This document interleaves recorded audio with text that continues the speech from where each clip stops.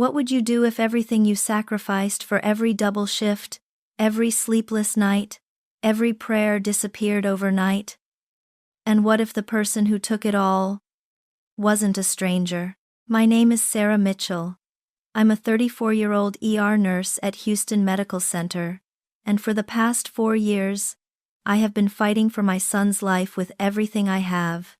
Ethan was born with biliary atresia, a condition where the bile ducts never formed properly. By the time he was 3, his skin had turned the color of old paper. His belly swelled with fluid that his failing liver couldn't process. His eyes, where they should have been white, were the deep yellow of a fading bruise. Doctors were clear. Without a new liver, he wouldn't see his 10th birthday. My husband couldn't handle it. He said he loved us, but he left anyway. So it was just me and Ethan, and I decided that was enough. I picked up every overnight shift I could get. I sold our house. I sold my car. I set up a GoFundMe that strangers from across the country poured their hearts into. For 20 months, I did nothing but work, save, and wait. $220,000. Every single cent of it sitting in a restricted medical account. Untouchable, protected, sacred. Our whole future, in a number on a screen. The night before the surgery, I sat on the edge of Ethan's hospital bed and held his hand. His fingers were so small, wrapped around mine.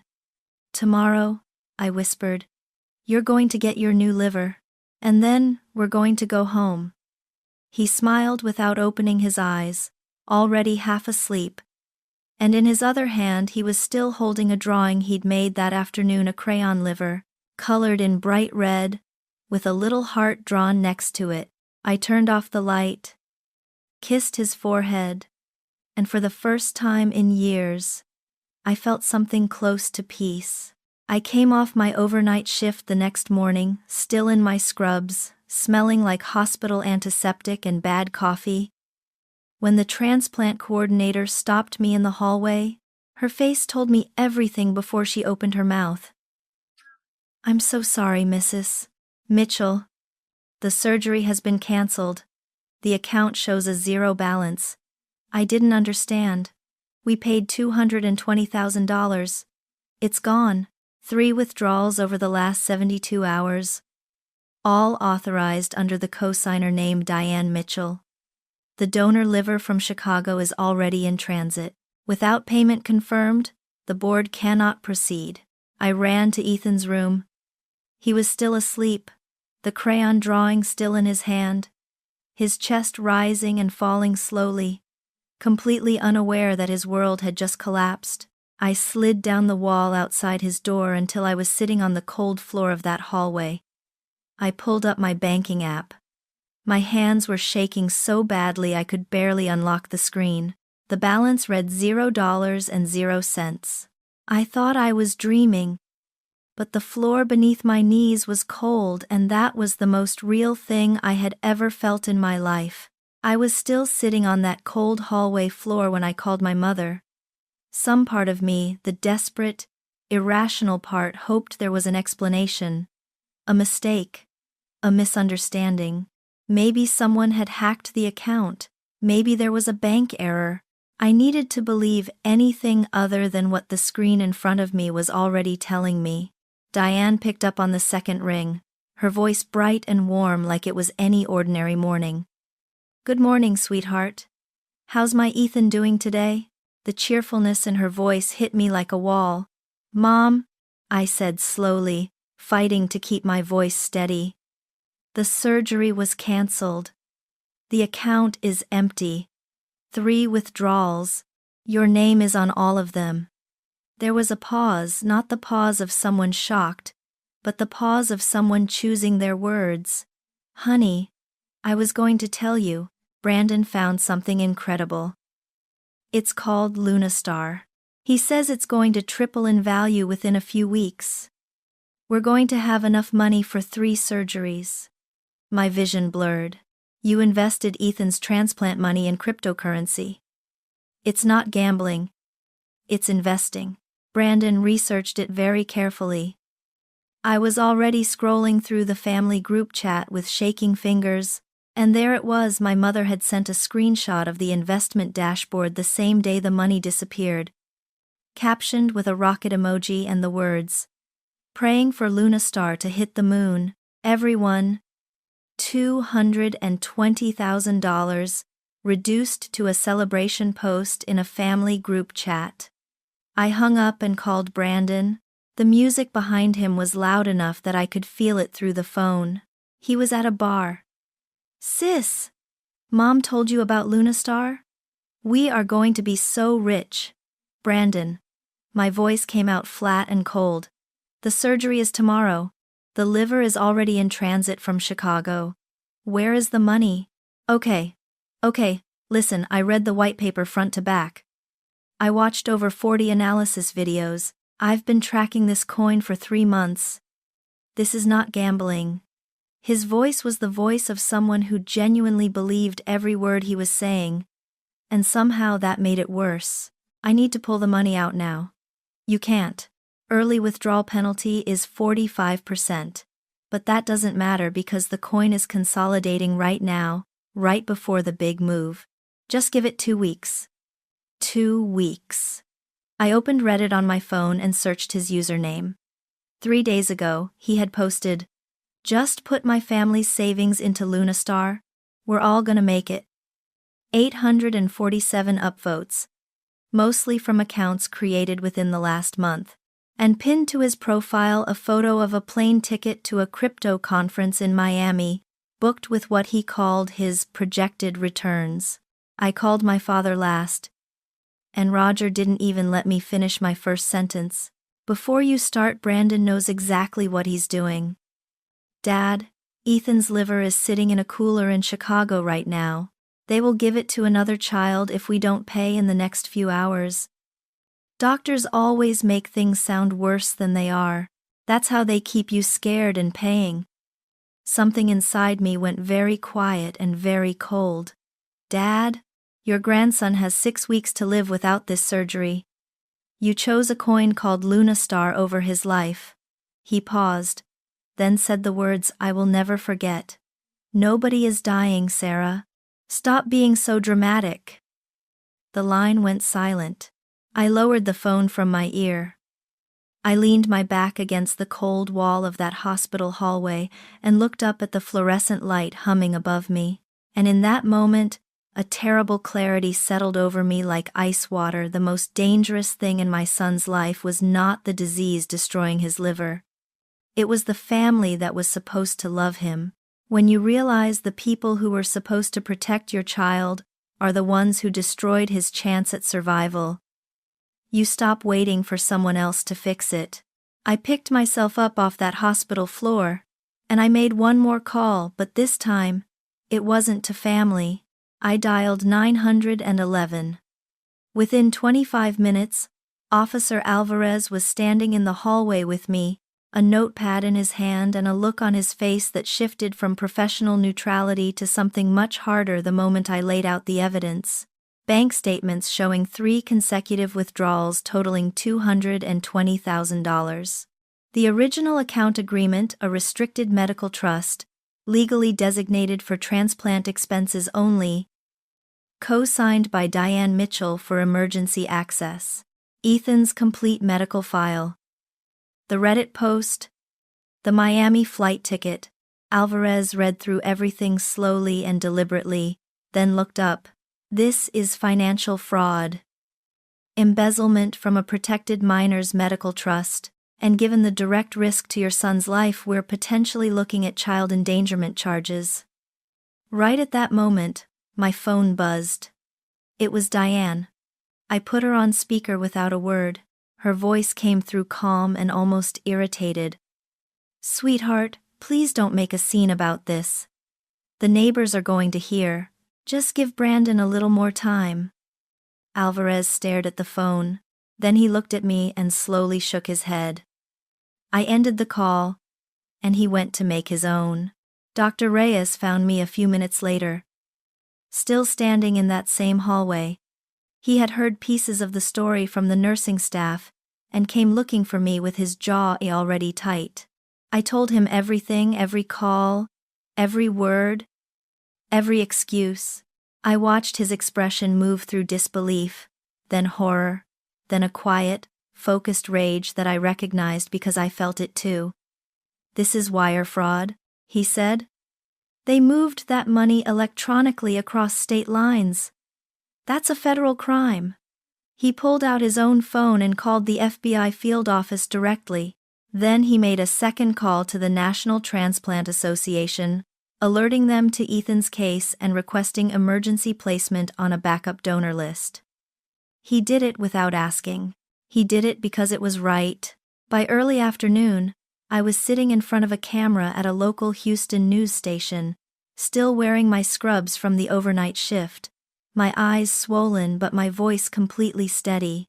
"My son is 8 years old," I said, looking directly into the lens. "He has 6 weeks to live.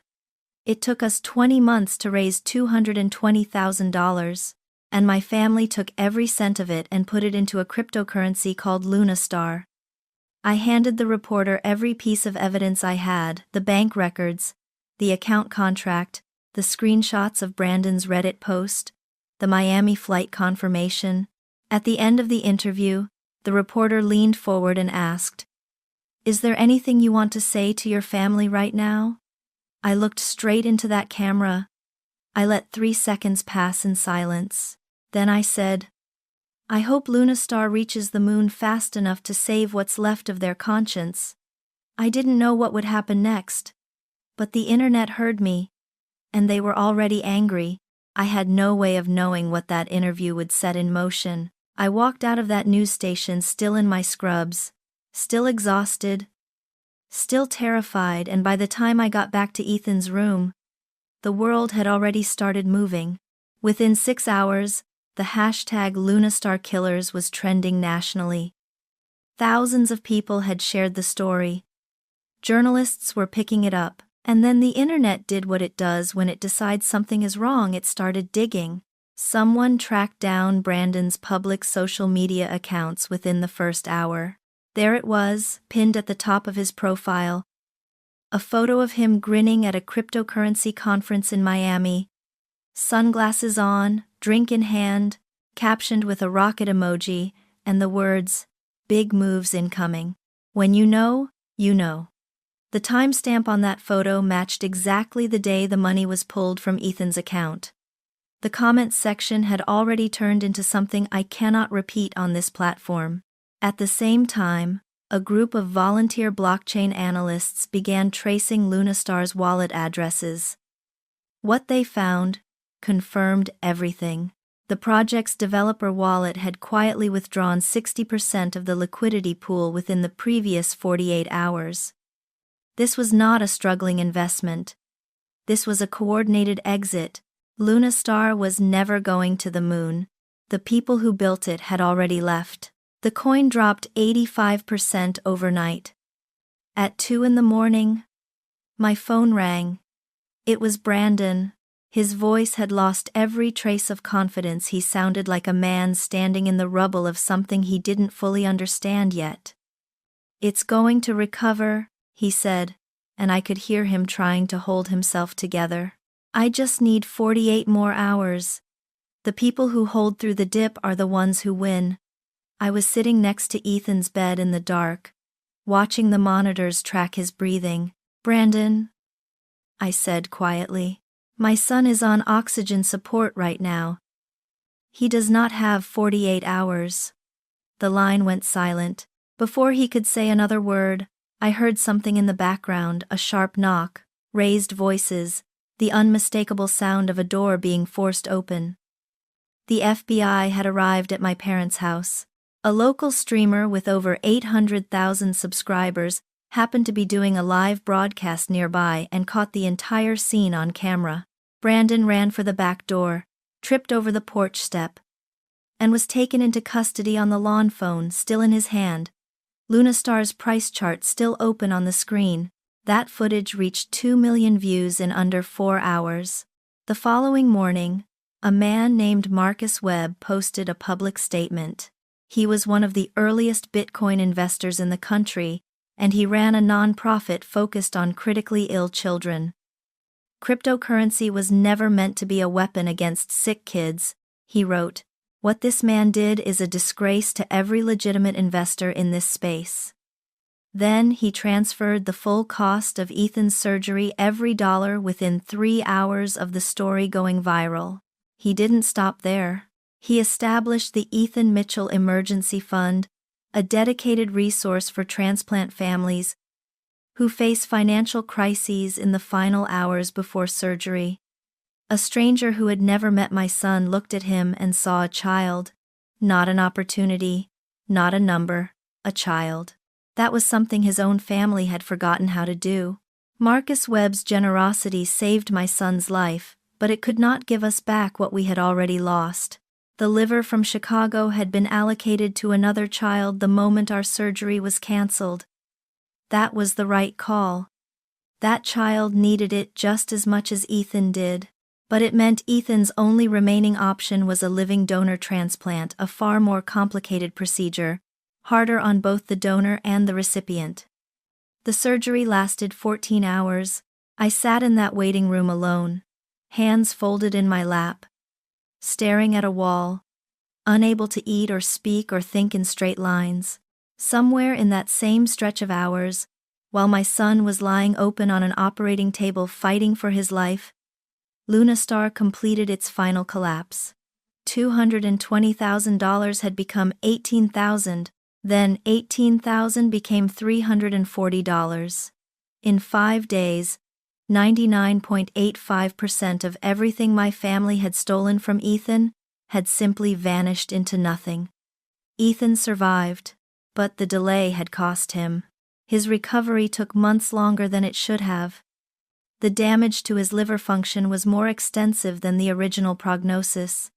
He will take anti-rejection medication every day for the rest of his life. He will need monitoring, follow-up procedures, and possibly additional surgeries as he gets older. He is alive, and I thank God for that every single morning. But he will never have the childhood he deserved. At sentencing, Brandon stood before the judge and still insisted the fundamentals of LunaStar had been sound. It just needed more time, he said. The judge looked at him for a long moment before responding.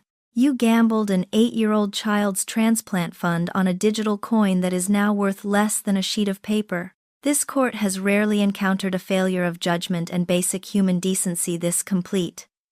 Brandon received 6 years in federal prison. My mother sobbed at her own sentencing, gripping the edge of the defendant's table. We did this out of love, she said. We wanted to help our family. The judge cut her off without raising his voice. Love does not drain a dying child's medical account. Roger and Diane each received 3.5 years. They lost their home, their retirement savings, and the reputations they had spent decades building. If you search their names today, the first result that appears, and likely always will, is this story. LunaStar is currently valued at $0.000008. The $220,000 Brandon took from my son could be repurchased today for less than $2. Last week, Ethan, 10 years old now, thin but bright-eyed, swallowing his medications every morning without complaint, looked up at me from the kitchen table and asked, Mom, how come Grandma and Grandpa never come visit anymore? I set down my coffee and looked at him for a moment before answering. They made a choice that hurt people, and that choice had a price. He thought about it the way only a child can, turning it over quietly. Did they at least get something good out of it? I shook my head. No, baby. They got nothing. He frowned, genuinely puzzled. That's really bad. You should at least get something. He went back to his cereal like it was a simple equation with an obvious answer. And maybe it was. My son forgives the way children do without the full weight of understanding, but with a clarity that cuts straight through. He doesn't carry hatred, he just noticed that the math didn't add up. But I carry it. Every morning when I watch him take his pills, every follow-up appointment, every time a doctor mentions long-term risk, I remember, there are things you cannot buy back. Not with money, not with regret, not with tears in a courtroom. They wanted the moon. They got nothing. And my son got a lifetime of consequences for a decision he never made. That is the only legacy LunaStar ever produced.